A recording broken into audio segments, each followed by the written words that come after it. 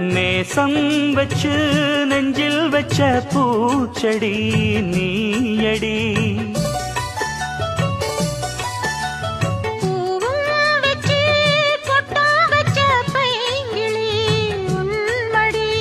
பாசம் வச்சு பாடும் பாட்டை கேளடி என் கண்மணி.